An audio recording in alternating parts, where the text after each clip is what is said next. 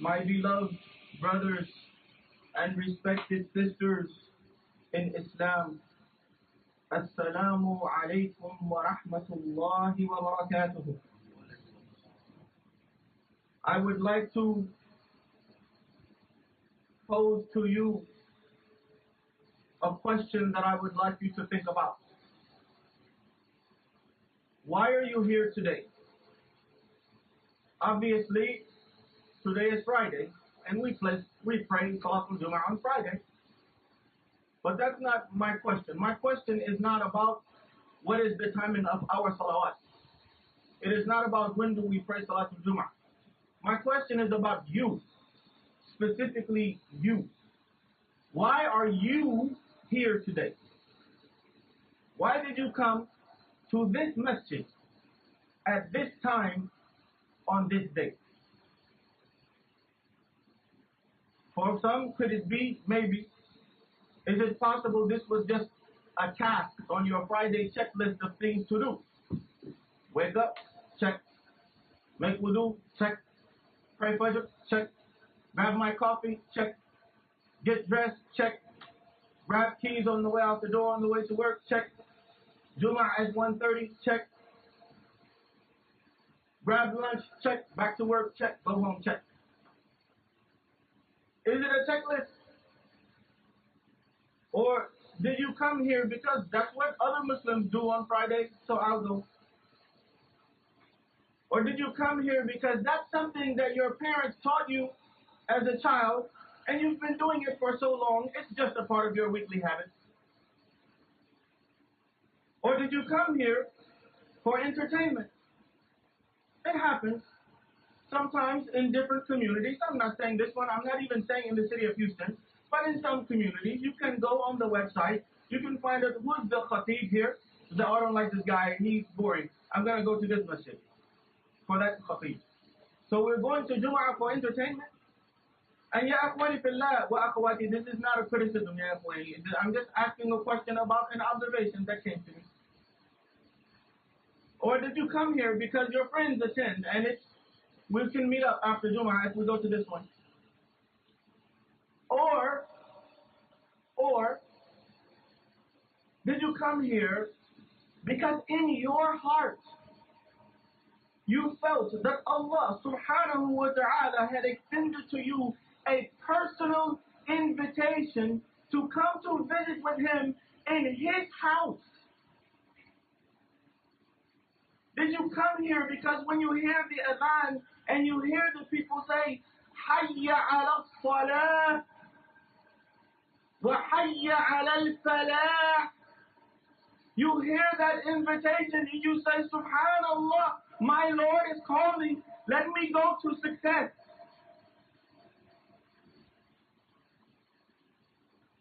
Did you come here so that you can come and visit with your Lord so that you might enhance your relationship with your Rabb, wa Rabbul Alameen? That you might enhance your relationship with Allah subhanahu wa ta'ala on this day, the best day that the sun has ever risen upon. And this is from the words of Rasulullah sallallahu alaihi wasallam in a Sahih Hadith narrated by Abu Hurairah radiyallahu anhu in At-Tirmidhi, that Rasulullah sallallahu alaihi wasallam said, the best day that the sun has risen upon is Friday. Because on that day, Adam alayhi salam was created. Your father and my father created on Friday. And on this day, he was invited to paradise. And it was on a Friday that he was distanced from paradise and sent to earth. And it will be on a Friday. That is the day of the hour. What is the hour? The beginning of the day of judgment would be on a Friday. That Allah subhanahu wa ta'ala has invited you and me to come and visit His house on the best day that the sun has ever risen upon. Was that in your mind? when you were in the car on the way to the masjid, or when you rolled out of bed this morning, or reached for your coffee, or turned the ignition in your car. Or it doesn't have to be that thought exactly. It didn't have to be exactly that thought that's in your mind or in your heart. But was there something similar to that? Was there something in your thinking or in your thoughts that would bring you closer to Allah subhanahu wa ta'ala that made you come here today?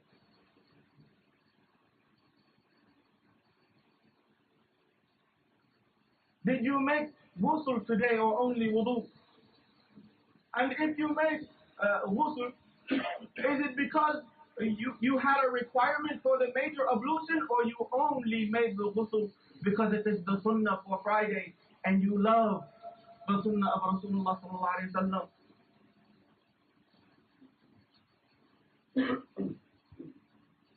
Many of you have already, and if you haven't already, maybe you will after the salah or later today, read what? Surah Al-Kahf. And when you read Surah Al-Kahf, did you read it like, or did you read it with the meaning? Did you have in your mind the idea that these were young guys fleeing from persecution for the sake of Allah subhanahu wa ta'ala? Did you have that in your mind and in your heart, thinking this is Friday? And Allah and Rasulullah said that's a good thing to read on Friday. I wonder why. But the point here, brothers and sisters, is did you begin this day on purpose? With purpose? With a purpose in your heart? Did you begin this day with your heart in it? Rasulullah sallallahu alayhi wa sallam said in a hadith, إِنَّمَا الْأَعْمَالُ بِالنِّيَّةِ. The deed is judged in accordance with its intention. Your action is looked upon by Allah subhanahu wa ta'ala based on what your motive is. What's your motive? And actually the rest of the hadith says, so each man will have what he intended. If you immigrated for the sake of Allah and His Rasul, then your migration has been accounted that it is hijrah for Allah and His Rasul. But if you immigrated for the benefit of worldly things or to marry a wife, then that's what you have. You can't claim hijrah to Allah subhanahu wa ta'ala and His Rasul if you moved to this country because this girl was beautiful. You moved for a wife, you have a wife, khalas, that's it. And this hadith is the first hadith in Al-Arba'in al-Nawawi. And it is related in Al-Bukhari and Muslim. So, brothers and sisters, we want to live our lives in accordance with the commandments of Allah subhanahu wa ta'ala. We want to love Allah and we want to worship Allah on purpose and intentionally. And so I have another question. What is your relationship with Allah subhanahu wa ta'ala? What have you invested in that relationship? And what are you willing to invest in that relationship? I want you to imagine that I'm not asking you this question. Imagine that you're not in the masjid right now. Imagine that you're at work, or you're in the grocery store, or you're in the gas station, or you're walking down the street, or you're waiting in the terminal at the airport on the way to a business trip, and somebody asks you, what are the 3 most significant relationships in your life? What are the 5 most significant relationships in your life? Or what are the 10 most significant relationships in your life? Obviously, you're going to think, my wife, my husband, my children, my mother, my parents. For some of you, If you're trying to get your dissertation, probably that advisor is one of the more significant relationships. You're trying to get a promotion at work, probably your boss is one of those significant relationships. We have to be honest with ourselves, brother, because Islam is real life. And so I want you to ask yourself again, what do you put into those relationships? How are they in your mind? Are they in the forefront of your mind? How much time do you spend on those relationships? How much effort? And the people ask from time to time. You hear, you sit in the masjid. Sometimes you have a halaqah or a bayan or something like that, and they have questions and answers, and the people say, how do you increase your iman? You want to know how to increase your iman? Replace every single one of those relationships with Allah. Replace every relationship that you have, that you consider to be important, and you replace that with your relationship with the one who created you. Ibrahim alayhi salam, he prayed to Allah subhanahu wa ta'ala. He said, oh Allah, I'm an old man. I don't have any kids. And I want kids. Listen to this dua, brothers. Ibrahim alayhi salam is not praying for kids because he wants to have sons. He's not praying to Allah for kids because he wants to have, offspring. He's praying to Allah subhanahu wa ta'ala because he wants to have someone to inherit. Now I want you to understand this. The prophets don't inherit. The children of the prophets do not receive anything. If the prophet has something left over from his risk, that goes into Bayt al-Mal. If a prophet has something in his money left over when he dies, that goes into Bayt al-Mal, and his children do not inherit that. So if Ibrahim is asking Allah subhanahu wa ta'ala for an heir who will inherit from him, what is he going to inherit? The Nabuwah, the prophethood. And Allah subhanahu wa ta'ala answered this dua with prophets, because the sons, both sons of Ibrahim are prophets. And the grandson of Ibrahim is a prophet.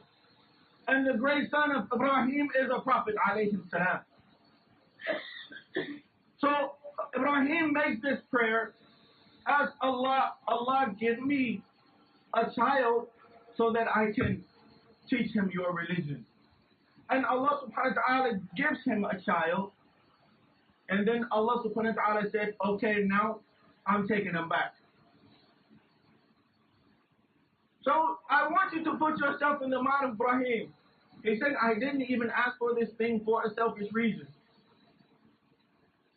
And I didn't even get a chance to teach him much. And now Allah subhanahu wa ta'ala is commanding me to kill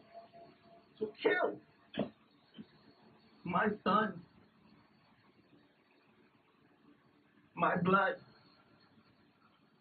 So, do I choose my relationship with my son, or do I choose my relationship with my Lord? Could you pass that test, brother? Could you pass? What is your relationship with Allah? When you love something, brother, or when you want something really, really badly, it keeps you up at night. You lie down in the bed, and you close your eyes, but your mind won't shut off. When you love something, or you really, really, really want something badly, it stays on your mind. It occupies your thoughts. It occupies your emotions.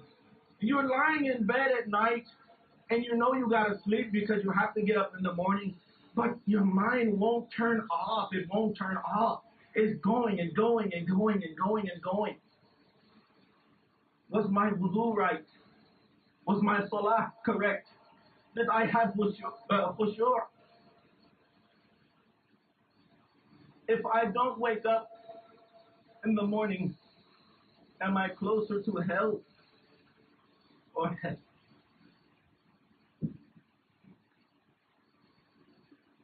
When you love something, you love talking about it and being with it and spending time with it. You know, what is our kalima? La ilaha illallah, right? La ilaha illallah wa Muhammad Rasulullah sallallahu alayhi wa sallam. Right? But that kalima is not an affirmation. It's a negation. Right? It doesn't say, I believe in God and there's only one God. It says la. It doesn't start with a positive. It starts with a negative. La. La ilaha. Actually, the meaning, La ilaha ma'budun bihaqqa illallah subhanahu wa ta'ala. It says, there is no object of worship with the right to be worshipped except Almighty God. Right? It doesn't say, I believe in God and there's only one. It says there is nothing worthy of worship, right? So take all of those relationships, take all of the things that you love, and all of the things that you want really, really, really, really badly, and all the things that keep you up at night, and then you say, my wife, la. My husband, la. My children, la. My job, la. My bank account, la. My health, la. This dunya, la ilaha illallah wa Muhammad Rasulullah sallallahu alayhi wa sallam. And know that the best of that every human being is a wrongdoer, and the best of the wrongdoers are those who make istighfar, who make tawbah to Allah subhanahu wa ta'ala, and try to get his act together. May Allah subhanahu wa ta'ala make us among them. Ameen.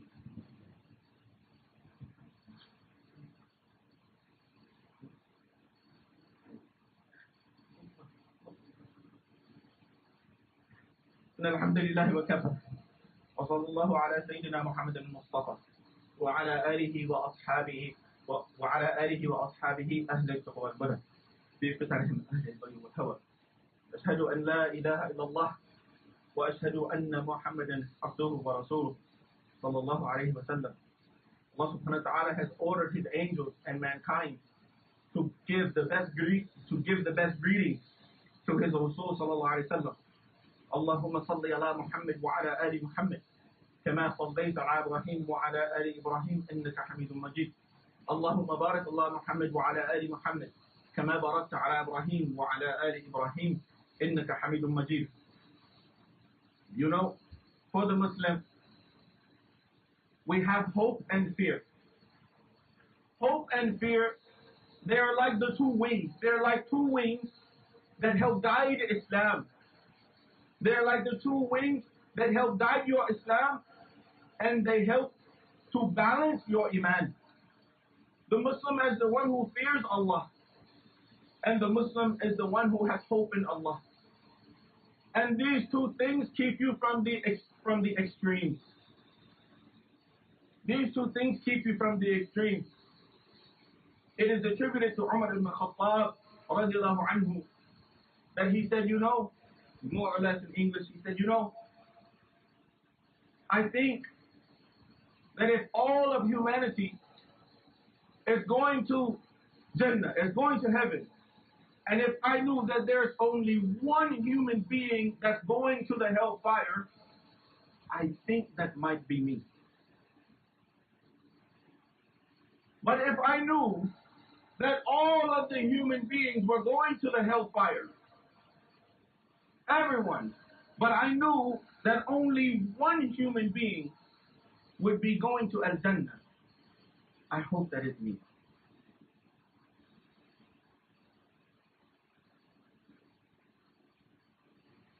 Allah subhanahu wa ta'ala, after Al-Fatiha, He began His Quran with Alif Lam Mim ذلك الكتاب لا ريب فيه هدى للمتقين. This book is for what? It's guidance for al-muttaqeen. Who is al-muttaqeen? Those who fear Allah subhanahu wa ta'ala. If you have no fear of Allah subhanahu wa ta'ala, how are you going to be guided properly? There is no Islam without a taqwa. There is no Islam without fearing Allah subhanahu wa ta'ala. But if you concentrated everything on that fear, you would be hopeless. You would be hopeless. And so Allah subhanahu wa ta'ala has given us hope. And Allah subhanahu wa ta'ala has commanded us in the Quran, do not despair of the mercy of Allah subhanahu wa ta'ala. He said, my mercy exceeds my wrath, precedes my wrath. The mercy of Allah subhanahu wa ta'ala comes before His wrath, His anger, and it extends beyond His anger.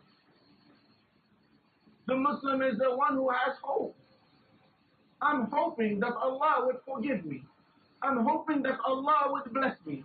I'm hoping that Allah would put barakah in my rizq, put barakah in my life, put barakah in my deen, put barakah in my dunya. That Allah subhanahu wa ta'ala would invite me into al-firdaus, that I might drink from al-kawthar, that I might meet Rasulullah sallallahu alayhi wa sallam, and Isa, and Zakaria, and Yahya, and Adam, wa Abu Bakr, wa Umar, wa Uthman, wa Ali. Al-Anbiya, wa Siddiqeen, wa Shuhada, wa Salihin. That I might meet all of them and that I might be among them. That's what I'm hoping for. But in reality, when I look in the mirror, I see a guy who fails every day. And so we take that taqwa, and we take that hope, and we find a way to balance them, and we get up every day and remember Allah subhanahu wa ta'ala, dhikrullah, and we press forward doing our best, and when we slip, we admit it, and we move on. We make tawbah, return to Allah, returning to Allah, returning to Allah, returning to Allah. Akhwani wa akhwati fillah. There is not a perfect person in this building. There is not a perfect person in this city. There is not a perfect person in this country, and there is not a perfect person in this world. Not only that, the best of humans have died already. In Al-Quran, Allah subhanahu wa ta'ala talks about Al-Abrar. Some will be from the olden days and some will be from the latter days. But Al-Muqarrabun, ثُلَّةٌ مِّنَ الْأَوَّلِينَ وَقَلِيلٌ مِّنَ الْآخِرِينَ. The ones nearest to Allah subhanahu wa ta'ala, there's a lot of them in the olden days. There's very, very, very few in al-akhirin. From among the later days, very, very few. May Allah subhanahu wa ta'ala make us from among al-muqarrabun.